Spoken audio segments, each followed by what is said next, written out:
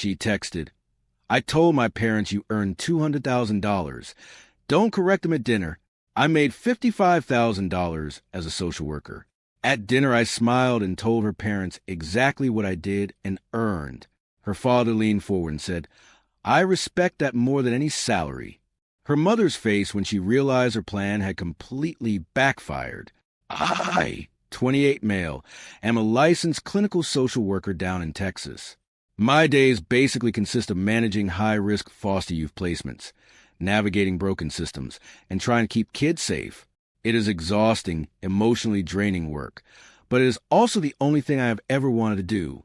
My now ex-girlfriend, 27 female, of 2 years was an event planner. She thrived on aesthetics, social media optics, and projecting a life of effortless luxury. Opposites attract, or so I thought. I assumed her obsession with status was just an occupational hazard. Man, I was so wrong. The trouble started on a Friday evening. We were driving out to the affluent suburbs to have dinner with her parents for the very first time. Her father owned a highly successful regional logistics company, and her mother was a prominent figure in the local country club circuit. The tension in the car was incredibly thick. My girlfriend kept adjusting the collar of my shirt, criticizing my posture, and running through a list of conversational topics to absolutely avoid. We pulled into the massive circular driveway of her parents' estate, and I put the car in park. Right then, my phone buzzed in the cup holder. It was a text from my girlfriend, who was sitting right next to me. I opened it and read it. She wrote that she had told her parents I earned $200,000 as a private healthcare consultant, and she begged me not to correct them at dinner. She told me to just nod along because it made things easier with her mother. I literally stared at the screen, read it twice, and looked over at her. She was furiously touching up her lipstick in the visor mirror, avoiding my gaze entirely. Here's the reality. I make $55,000 a year. I drive a 6-year-old Honda, and my boots have scuff marks. There was absolutely no universe where I passed for a $200,000 corporate consultant. I didn't argue in the car right then. I just turned the screen off, slipped the phone into my pocket, and got out. The dinner was a masterclass in passive-aggressive interrogation. Her mother poured wine and immediately steered the conversation toward real estate and investment portfolios. Her father sat quietly at the head of the table, just eating his steak and observing everything. Eventually, her mother swirled her glass and mentioned that my girlfriend told her my consulting firm was having a banner year. She said $200,000 was a very respectable baseline for some of my age and asked if I was planning to transition into private equity or stay in the healthcare sector. My girlfriend's eyes darted toward me, wide and pleading. She gave my shin a sharp kick under the table. I just set my fork down, wiped my mouth with the linen napkin, and looked directly at her mother. I kept my voice steady and clear, and I told her there had been a miscommunication. I explained that I don't work in consulting at all, but rather I am a licensed social worker primarily working with the foster care system. I then clearly stated that my salary is $55,000 a year. The silence that fell over that dining room was absolute. The clinking of silverware completely stopped. Her mother's face just froze. That condescending smile vanished, replaced by a pale, slack-jawed expression of sheer horror. She looked at me as if I had just confessed to a gruesome crime right there on her Persian rug. Then she looked at her daughter, whose face had turned a deep, blotchy red. Then her father leaned forward. He set his elbows on the table and looked me dead in the eye. He asked me if that was right, and I confidently said yes, sir. A slow, genuine smile spread across his face. He told me he respected that more than any salary, adding that we need more people doing real work in this world, not just pushing paper to make rich men richer. He actually congratulated me. Her mother looked like she was going to faint. The plan had completely backfired on them. But honestly, the nightmare was just beginning. The drive back to the city was incredibly volatile. The moment the car doors closed, my girlfriend exploded. She screamed that I had humiliated her, that I was dragging her down, and that I had ruined her relationship with her family over my pathetic ego. I didn't yell back. I just drove. When we reached her apartment, I packed a few belongings I kept there, handed her my spare key, and left. I thought it was over right then and there. I thought we would just break up, go our separate ways, and move on. I severely underestimated her entitlement, and I vastly underestimated her mother's malice. The following Monday, 3 days later, I was called into my supervisor's office. A formal complaint had been filed against me with the Texas State Board of Social Worker Examiners. The complaint alleged that I had blatantly violated HIPAA regulations by drunkenly disclosing the names and highly sensitive medical histories of several foster children during a dinner party. My heart dropped into my stomach. The board takes these allegations incredibly seriously. I was immediately placed on unpaid administrative leave pending a formal investigation. My career, my hard-earned license, and my entire livelihood were suddenly hanging by a thread. I knew instantly who had filed it. That evening, I received a barrage of texts from my now ex-girlfriend. She demanded I come over and fix things.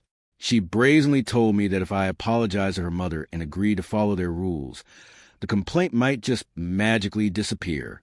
It made zero sense. Why would they go to such extreme, potentially criminal lengths? Mere embarrassment over a dinner party didn't explain this level of vindictive desperation. The answer literally fell into my lap the next morning. When we were dating, my girlfriend and I shared a cloud account for an iPad we used to stream movies. Since I had just moved my stuff out a few days prior, she hadn't thought to change the password yet. I logged in, desperately hoping to find some text or message proving the board complaint was fabricated so I could save my job. Instead, I found a digital paper trail of massive financial fraud. My ex-girlfriend was actually the payroll and accounts manager for her father's logistics company. Over the past 2 years, she had been systematically siphoning funds from the company's operating accounts to fund her designer bags, luxury vacations, and high-end apartment. The total was staggering. It was just over $180,000. I kept digging through her synced emails and found a panicked exchange between her and her mother dated 3 weeks prior. Her father had recently hired an external forensic auditing firm to review the company's books ahead of a potential corporate merger. The audit was scheduled to begin in less than 30 days, which meant the $180,000 shortfall was absolutely going to be discovered. They needed a massive influx of cash immediately. Their brilliant plan was to take out a high-yield personal loan to secretly deposit the stolen funds back into the business accounts before the auditors arrived. The problem was neither of them had the credit or the verifiable income to secure a $180,000 unsecured personal loan. They needed a guarantor. They needed a fiancé who supposedly pulled in $200,000 a year. My $55,000 salary hadn't just embarrassed them at dinner. It had completely destroyed their entire criminal cover-up. And now, they were trying to destroy my life in retaliation to force my hand. The situation escalated fast on Tuesday. I was walking out of my local grocery store when her mother stepped out of a black SUV and physically blocked my path. She looked immaculate, wearing a tailored suit and oversized sunglasses, but her energy was frantic and venomous. She didn't mince words at all. She stepped uncomfortably close and hissed that I was going to fix this. She told me I was going to sign some documents and help her daughter. She shoved a thick manila envelope hard against my chest. I opened it right there in the parking lot. Inside was a fully completed application for a $180,000 personal loan from a private, high-interest lending firm. I was listed as the primary applicant. Attached to it were completely fabricated W-2s and forged bank statements showing my annual income as $200,000. She demanded I sign it. She looked me in the eye and said that if I signed it, she would call the licensing board right then and tell them she made a mistake, that I never mentioned any names, and I could have my little poverty job back. But, she added, if I didn't sign it, she would swear under oath that I exposed those children and make sure I never worked in the state of Texas again. This was straight-up extortion. It was also a conspiracy to commit wire fraud. I looked at the forged federal tax documents, and then I looked at her entitled, sneering face. She genuinely believed I was beneath her, just a pawn she could bully into committing a felony to save her daughter from the consequences of her own theft. I kept my voice perfectly neutral and told her I needed to read it over. I suggested we meet at the cafe downtown the next day at noon, and we could sign it then. She actually smirked, told me she knew I would see reason, and warned me not to be late. I immediately drove straight to a lawyer friend of mine who specializes in civil litigation and criminal defense. We reviewed the entire situation. Under Texas Penal Code Section 16.02, Texas is a one-party consent state. This means I can legally record any conversation I am a part of without informing the other parties. Furthermore, forcing someone to sign fraudulent loan documents under the explicit threat of ruining their career constitutes coercion of a public servant. Since I work closely with state agencies, along with severe extortion, we formulated a rock-solid plan. I was not going to budge an inch, and I was certainly not going to be a victim. That night, I made a very important phone call. I called her father's private cell phone number, which I had thankfully saved from a family group chat a few weeks prior. He answered on the second ring. I asked him for 15 minutes of his time and told him I had urgent information regarding the upcoming audit of his company and the safety of his business. He agreed to meet me at the cafe at 11 in the morning, exactly 1 hour before I was scheduled to meet his wife and daughter. The cafe was quiet when I arrived early on Wednesday. I sat in a large, high-back leather booth in the very back corner. Her father arrived shortly after and sat across from me. I didn't waste any time. I pulled out the printed emails between his wife and daughter and slid them across the table. I showed him the fabricated W-2s bearing my name, and I calmly explained the fake HIPAA complaint they had filed against my professional license to blackmail me. He read through the documents in total silence. His face turned to absolute stone. The sheer betrayal radiating from him was palpable. He had built his company from the ground up through years of hard work, and his own family had been systematically bleeding it dry behind his back. I told him they were meeting me there in 10 minutes to force me to sign the fraudulent loan. He didn't say a single word. He just nodded, stood up, and moved the booth directly behind mine, entirely concealed by the high wooden partition. Promptly at noon, my ex-girlfriend and her mother walked in. They slid into the booth across from me, looking smug. Her mother immediately placed an expensive-looking pen on the table and ordered me to sign. I took out my phone, subtly pressing the record button, and set it down. I spoke calmly and clearly, stating that before I sign a fraudulent document that lies to bank about a $200,000 salary, I needed to be absolutely clear on the terms. I asked them to confirm that they were forcing me to take out a $180,000 loan to cover the money the daughter embezzled from her father's company. My ex-girlfriend hissed at me to keep my voice down. She admitted it right then and there, saying they just needed to put the money back before the audit next month, that her dad could never know, and ordered me to just sign the paper. I then looked at her mother and brought up the complaint against my social work license, asking if that was the one she fabricated stating I violated HIPAA. Her mother literally rolled her eyes. She said she would withdraw it the second the loan was approved, calling it leverage. She told me I ruined their dinner, that I owed them this, and to stop stalling. I looked right back at her and said I didn't owe them anything, and I wasn't going to sign a forged document to cover up a felony theft. Her mother's face twisted with pure rage. She leaned in and called me a stupid, arrogant little boy. She told me I was nothing, and that if I walked out of there without signing, my career was dead.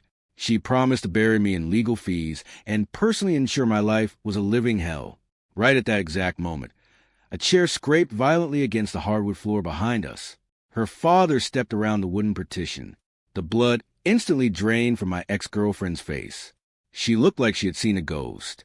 Her mother let out this choked, strangled gasp and shrank back into the leather booth, completely paralyzed. Her father looked at them with a disgust I can't even describe. His voice was dangerously quiet when he told them they wouldn't be burying anyone except themselves.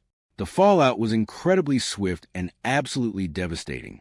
Her father collected the fraudulent documents from the table without another word and walked out, leaving his wife and daughter weeping hysterically in the middle of the cafe. He did not handle it quietly or keep it in the family. He handed the internal emails and my audio, recording directly to his corporate attorneys and the local district attorney's office. Under Texas law, theft of $180,000 is a second-degree felony. My ex-girlfriend was indicted 3 months later. Her mother is currently under heavy investigation as an accessory to the massive fraud and for criminal coercion. Her father filed for a brutal divorce the following week, locking his wife out of all joint accounts and the family estate.